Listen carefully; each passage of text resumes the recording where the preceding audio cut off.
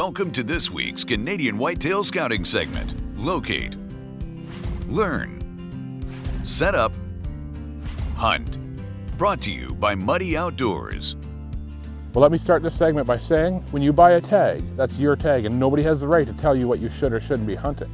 I've got a lot of friends that are meat hunters. They don't care about big 6x6s or little 3x3s or whether it's a doe. They're out there to shoot meat, and that's their right. That's their tag, and nobody has the right to tell them what they should be hunting.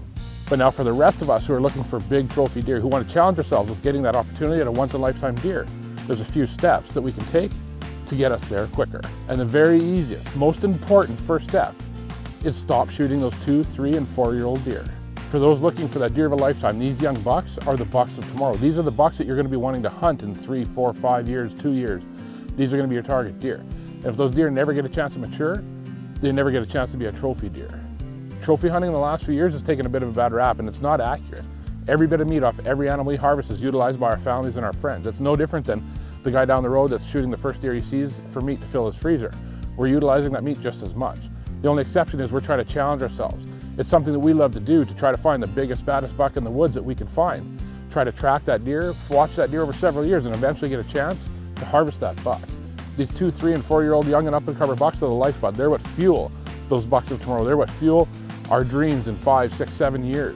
They're the deer that we want to target, and the only way they're going to live is if we let them survive. And yes, and we've heard it, we've seen it all the time.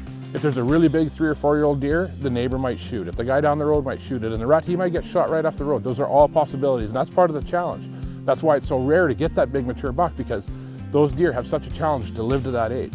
But the only surefire way to make sure that that buck doesn't get to maturity is if you shoot that deer. If your goal is a big mature buck and you shoot that deer when he's a young deer, you're never going to get that opportunity at the deer you're looking for. And it's true that a lot of people don't have as much time as other people to be in the woods. And if you're out there looking for that big mature buck and you don't find it, what you have to resist is taking that last day buck. If the deer population's good, instead of taking that last day buck, just take a doe.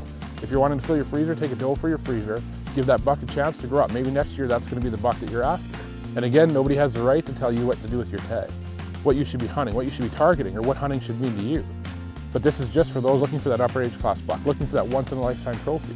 And to get there, it doesn't matter where we hunt or how we hunt, you have to stop shooting those 2-, 3-, and 4-year-old bucks to get that upper age class deer, because without that upper age class deer, you can be the best hunter on the best ground, but you can't kill what doesn't exist. And the only way to get those bucks is to let those younger deer walk. And that's your Canadian Whitetail Scouting segment for the week. This week's Canadian Whitetail Scouting segment has been brought to you by Muddy Outdoors. Share your own muddy moment.